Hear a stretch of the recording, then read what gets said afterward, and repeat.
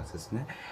तो सबसे पहले तो जैसा कि आपको मालूम होगा, मैं अभी क्लास 9th का पहला चैप्टर नंबर सिस्टम आपको पढ़ाने जा रहा हूँ। और कुछ बेसिक टॉपिक्स जो मैंने आज चुन के रखे हैं वो ये हैं। तो सबसे पहले तो हम आपको इस चैप्टर का इंट्रोडक्शन देंगे कि इस चैप्टर में हम क्या पढ़ने वाले हैं, कैसे क्या होगा। तो इंट्रोडक्शन में तो यही है। और जो इसका पहला टॉपिक आप इंट्रोडक्शन देख रहे हैं, इसमें आपको बेसिकली कुछ नहीं पढ़ना पड़ेगा ज़्यादा। इसमें जो आपने पहले नंबर्स पढ़े थे, जैसे कि होल नंबर पढ़ा था आपने, पहले होल नंबर पढ़ा था। तो होल नंबर क्या होता था, जैसे हम लोगों की जो काउंटिंग होती थी, काउंटिंग कहाँ से होती है, 1 2 3 4 5 6। तो यहाँ से जो काउंटिंग होती है, इसमें हम लोग जीरो और ऐड कर देते हैं। तो ये क्या हो गया, हमारा होल नंबर हो गया। ऐसे ही नेचुरल नंबर क्या होता है, नेचुरल नंबर को तो आपको मालूम ही होगा, पूरी काउंटिंग को ही हम नेचुरल नंबर बोलते हैं। होल क्वांट जो पूरी काउंटिंग होती है उसी को हम लोग क्या बोल देते हैं, नेचुरल नंबर बोल देते हैं। इसी के बाद एक आता है इंटीजर। इसमें इंटीजर का क्या महत्व है, इंटीजर वो नंबर्स होते हैं जो माइनस में भी होते हैं और प्लस में भी होते हैं। यानी कि सभी नंबर जो माइनस में और प्लस में होते हैं, लेकिन वो पॉइंट में ना नहीं होने चाहिए। अगर इंटीजर डेसिमल में आता है तो वो इंटीजर नहीं माना जाता है। ओके, माइनस में भी हो सकता है ये और प्लस में भी हो सकता है। उसके बाद हमारे आते हैं रियल नंबर। रियल नंबर के दो पार्ट होते हैं, जैसे कि आप देखेंगे इसी चैप्टर में, रेशनल नंबर और इरेशनल नंबर। रेशनल नंबर क्या होता है, आप सबसे पहले ये समझिए। Rational number are the numbers which we form in the sequence of P upon Q, जो हम पी अपॉन क्यू में लिख सकते हैं। आपको ये बात मालूम ही होगी।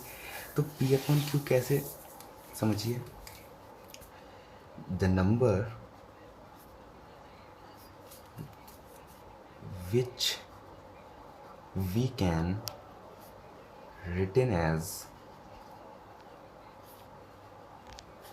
P upon Q। ठीक है भाई, जो हम लोग P अपॉन Q की फॉर्म में लिख सकते हैं, लेकिन यहाँ पे जो P और Q होते हैं बोथ आर इंटीजर्स।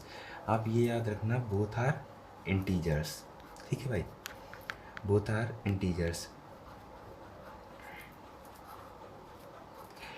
और इसके बाद हम लोगों का जो सेकंड टॉपिक है, जैसा कि आप लोगों को दिख ही रहा होगा, ये क्या है, इर्रेशनल नंबर। इर्रेशनल नंबर जैसा कि आप सभी लोगों को मालूम होगा। और यहाँ पे एक और लाइन लिख लेना यहाँ पे रेशनल नंबर में, कि यहाँ पे जो क्यू होता है वो कभी भी जीरो के इक्वल नहीं होना चाहिए। ठीक है, अगर ये जीरो के इक्वल हो जाता है यानी कि वो नंबर इन्फिनिटी हो जाता है। ठीक है भाई, उसकी बात करेंगे, तो इतनी बात आप याद रखना।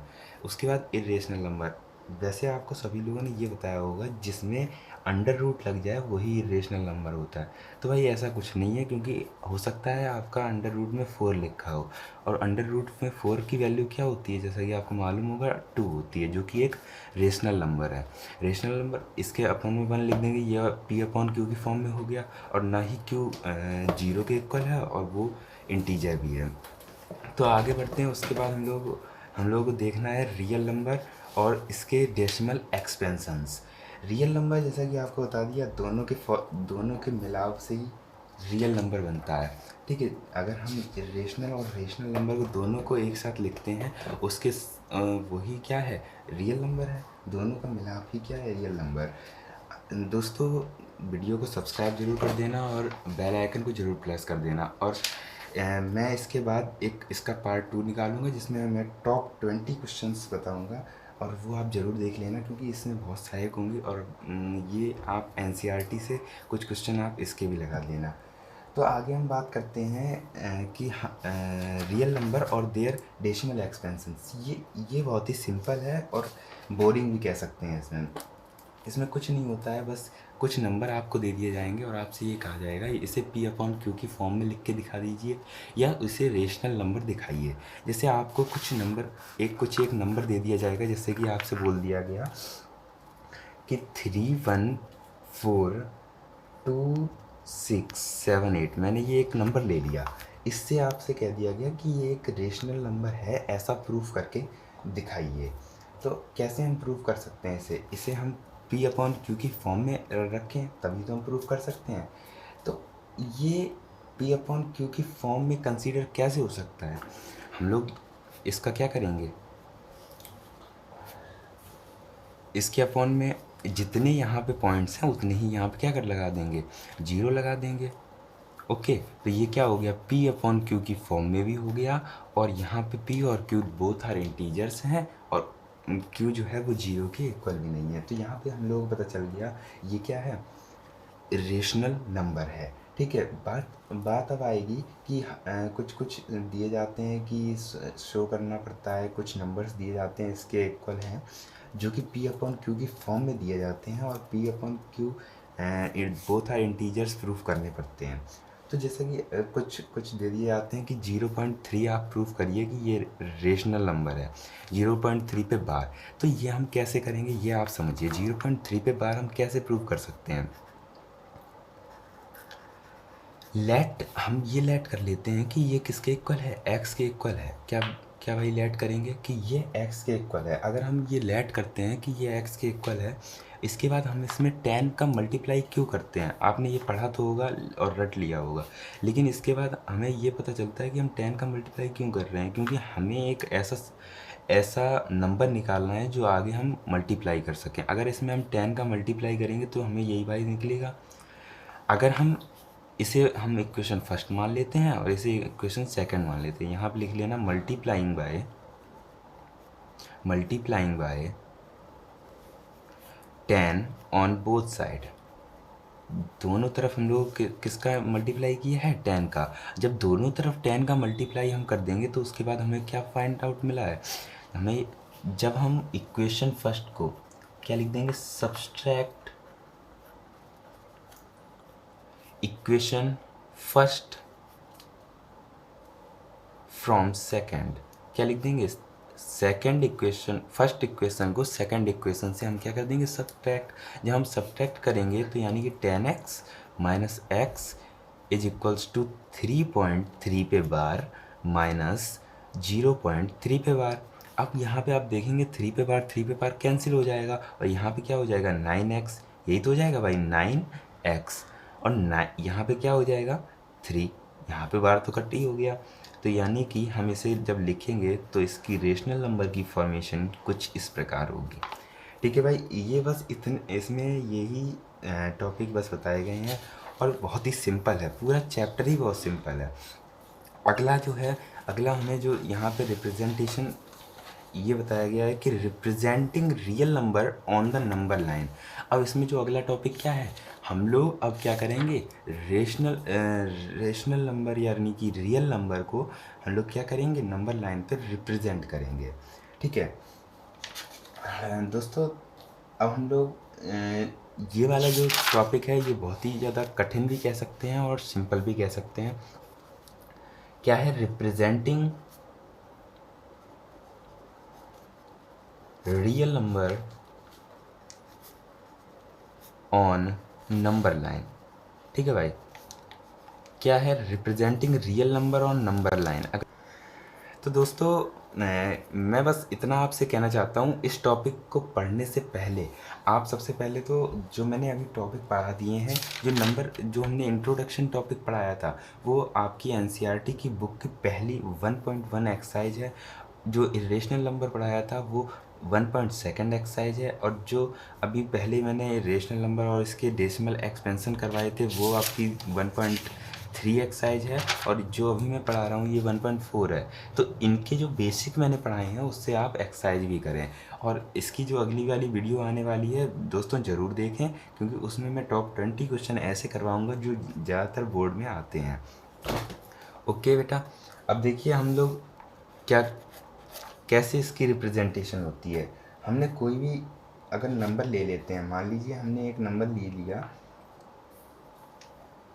जैसे कि हमने मान लिया एक नंबर लिया है 5.3778। ठीक है, 5.3778 5.3778 अगर हम लेते हैं तो हम लोग हम नंबर लाइन ऐसी ले लेते हैं भाई।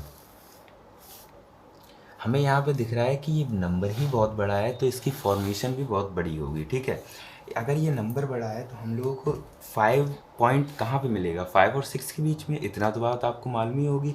5 और 6 के बीच में जब मिलेगा तो हम एक तरफ 5 रख लेते हैं और एक तरफ क्या रख लेते हैं, 6 रख लेते हैं। तो यहाँ पे क्या होगा, कुछ 5.1 होगा, अपने आप से बताइए। यहाँ क्या होगा, 5.2 होगा, यहाँ क्या होगा 5.3 होगा, यहाँ क्या होगा 5.4 होगा। ऐसे ही कर करके यहाँ पे 5.9 होगा और कुछ यहाँ पे ऐसा हो जाएगा भाई। तो हमें यहाँ पे क्या मिल गया, 5.3 मिल गया। और 5.3 के कुछ ऐसे आगे तब तो ये मिला होगा। तो हम इसको अपना जो मेन तरीका है स्कैन करने वाला, वो कुछ ऐसा है। यहाँ पे स्कोप बना देते हैं, स्कोप बनाने के बाद यहाँ पे एक और फिर से लाइन बना देते हैं। उस लाइन पे अब हम डिनोटेशन करेंगे 5.3 की।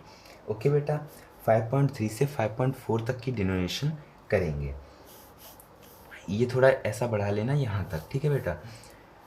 5.3 यहाँ पे ले लिया और यहाँ पे क्या ले लिया 5.4।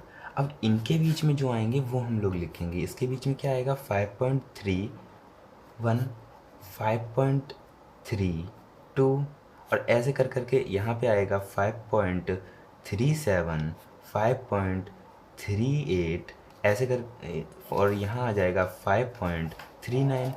तो यहाँ पे हम लोगों को फिर से एक और मिल गया 5.37 और उसके बाद भी हमें 7 चाहिए। तो इस तरीके से हम प्रोसेस कर करके लास्ट में जो मेरी प्रोसेस होगी वो आ जाएगी कुछ इस प्रकार कि हम लोग 5.77 के बीच में और यहाँ 5.377 और यहाँ पे 5.37738 हो जाएगा, ठीक है बेटा। और इसके बीच में जब हम प्रोसेसिंग करेंगे तब हमें कहीं पे ये नंबर मिल जाएगा और इसी नंबर को हमें फाइंड आउट करना था, ठीक है बेटा। तो बीच में हमें जो नंबर फाइंड आउट करना था उसके लिए हमें ये पूरी प्रोसेस करनी पड़ी। अभी ये जो बीच में हमने छोड़ा है ये पूरी प्रोसेस है। जब मैं टॉप 20 क्वेश्चन अगली वीडियो में करवाऊँगा तो उसमें मैं इसका यूजेस करवाऊँगा और एक क्वेश्चन बहुत ही कठिन इसके ऊपर करवाऊँगा। अगला जो हमारा टॉपिक था वो मैं पीछे देखता हूँ, ऑपरेशंस और रियल नंबर। ये तो सबसे सिंपल क्वेश्चन है क्योंकि इसमें क्या होता है, इसमें सिर्फ हम लोगों को सिंप्लीफिकेशन करना पड़ता है। मेनली क्या करना पड़ता है, इसमें सिंप्लीफिकेशंस करने पड़ते हैं। सिंप्लीफिकेशन देखिए कैसे,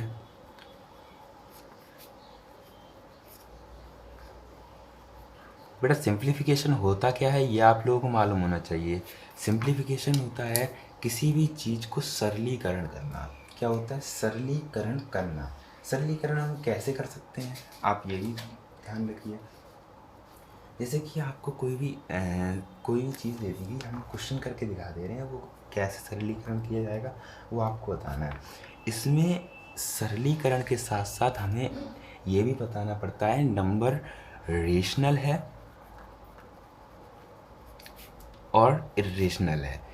या रेशनल हो सकता है नंबर या तो इर्रेशनल हो सकता है। ओके बेटा, नंबर या तो रेशनल होगा या तो इर्रेशनल होगा, इतनी बात आपको मालूम होनी चाहिए। और अगर नंबर रेशनल है तो उसके लिए अलग प्रॉपर्टीज़ होती हैं, रेशनल के लिए भी अलग प्रॉपर्टीज़ होती हैं। तो मेनली सिंप्लीफिकेशन कैसा होता है आप देखिए। जैसे आपको कोई क्वेश्चन दे दिया गया 3 + √23 माइनस √23, तो ये आप कैसे करेंगे, आप सीधे सीधे यहाँ से ये काट देंगे और आंसर क्या आ जाएगा 3 आ जाएगा। बस यही है ऑपरेशंस ऑन रियल नंबर, यही तो था आपका टॉपिक। तो उन रियल नंबर्स के ऊपर हमने उन्हें ऑपरेशंस किया और उनका सरलीकरण करके हमने उसका आंसर जो निकाला है यही उसका ऑपरेशंस कहलाते हैं, ठीक है बेटा। अब जो अगला टॉपिक हमारा है वो हम लोग देखते हैं, loss of exponent for real number. Loss of exponent क्या होता है, लॉस ऑफ एक्सपोनेंट शुरू से आप पढ़ते चले आ रहे हैं।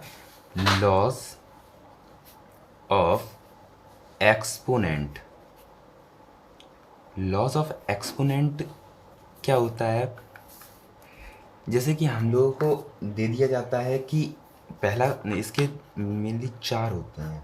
पहला हम लोगों को दे दिया गया a⁴m.a⁴n। अगर ऐसा लिखा है तो हम लोगों का सीधा आंसर होता है a⁴m+n। ये तो मेरे पहला हो गया। दूसरा अगर आपसे कह दिया गया कि a⁴m डिवाइडेड बाय ए की पावर n। अगर ऐसा कुछ लिखा है तो हमारा आंसर होगा ए की पावर m माइनस n। ठीक है भाई, ये आप याद कर लेना क्योंकि ये समझाने वाली चीज़ नहीं है। तीसरा होता है अगर ऐसा लिखा है ए की पावर m और ब्रैकेट क्लोज और यहाँ पे लिखता है होल की पावर n, तो ये हो जाएगा ए की पावर mn। अगर चौथे नंबर पे लिखा है कि ए की पावर m और b की पावर m, तो ये पूरे की होल पावर हो जाएगी m। ओके बेटा, ये 4 अलग अलग तरीके थे जिससे हम सिंप्लीफाई कर सकते हैं और आपका ये पूरा चैप्टर ख़त्म हो चुका है। तो दोस्तों ज़रूर मेरे चैनल सब्सक्राइब कर देना, लाइक कर देना और नोटिफिकेशन लेने के लिए, क्योंकि आपको ये अलग अगली वीडियो भी लेनी है क्योंकि इसका सेकंड पार्ट जो आ रहा है उसमें टॉप 20 क्वेश्चंस मैं बताऊंगा जो इस पे ही बेस्ड हैं। अब आप लोग इस वीडियो को देखकर चैप्टर 1 एक्सरसाइज करें और अच्छे से रिवीजन करें उसका। Thank you and have a nice day.